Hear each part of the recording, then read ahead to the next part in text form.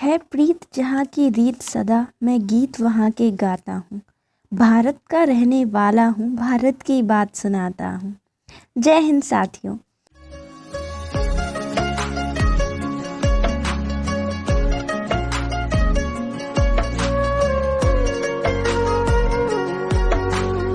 तो आपको समझ में आ गया होगा कि मैं आज अपने देश की बात करने जा रही हूँ। आज हम बात करेंगे हमारे गणतंत्र दिवस की, जो 26 जनवरी को मनाया जाता है।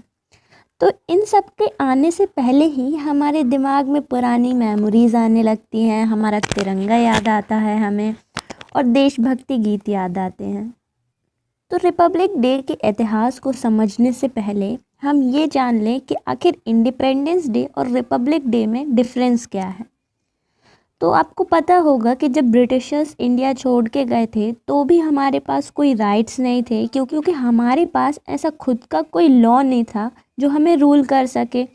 साथ ही साथ छुआछूत मतलब अनटचेबिलिटी, जेंडर, कास्ट डिस्क्रिमिनेशन ये प्रेजेंट था उस टाइम। लेकिन रिपब्लिक डे के आने से ये जो सारी प्रॉब्लम्स थी इनको हमने ओवरकम किया और हमने खुद को आज़ाद किया। साथ ही साथ ये सारी कुप्रथाएं, अनटचेबिलिटी, जेंडर, कास्ट डिस्क्रिमिनेशन, इनको हमने अबॉलिश किया। इस रिपब्लिक डे में संविधान लागू हुआ जिसकी ड्राफ्टिंग कमेटी के हेड थे डॉक्टर BR अम्बेडकर। तो ये डिफरेंस था इंडिपेंडेंस डे और रिपब्लिक डे में कि इंडिपेंडेंस डे में जब ब्रिटिशर्स इंडिया छोड़ के गए थे तो हमारी सिचुएशन बहुत ख़राब थी, लेकिन रिपब्लिक डे में जब कॉन्स्टिट्यूशन इम्प्लीमेंट हो गया तो हमारे पास एक रूल था, एक लॉ जो हमें आगे बढ़ने में हेल्प करता। अब जानते हैं रिपब्लिक की मीनिंग।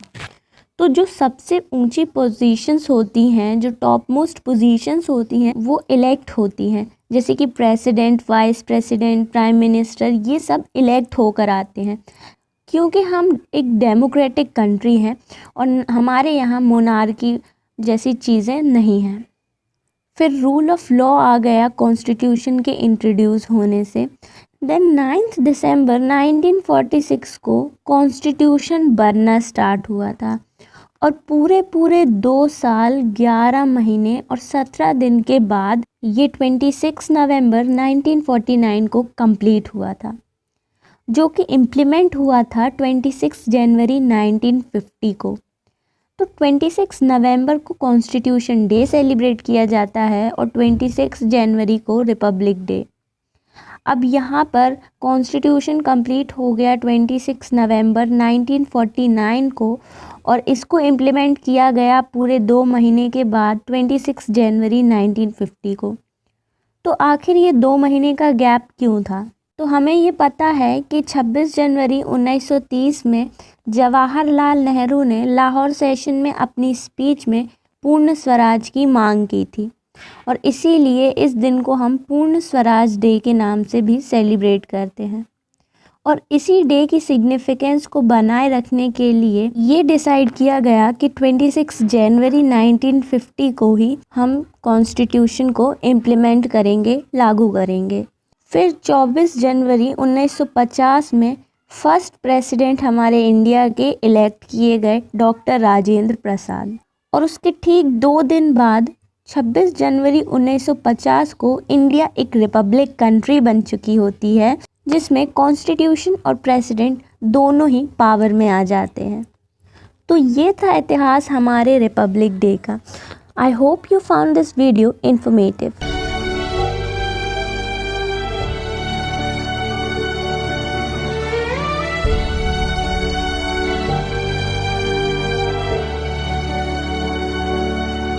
आज के लिए इतना ही काफ़ी है। मिलते हैं अगले वीडियो में। अगर आपको ये वीडियो पसंद आया है तो प्लीज़ लाइक, शेयर, कमेंट करना ना भूलें और अगर अभी तक सब्सक्राइब नहीं किया है तो अब कर दीजिए।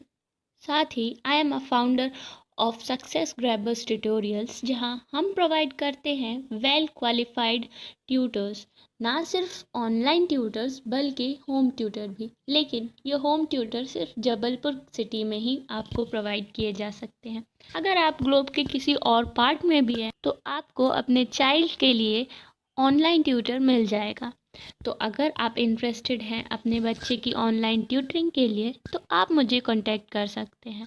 कॉन्टैक्ट नंबर आपको स्क्रीन पर मिल जाएगा और आप मुझे फॉलो कर सकते हैं patreon.com Purnima1411 पर और फॉलो कर सकते हैं इंस्टाग्राम और ट्विटर पर भी। जय हिंद।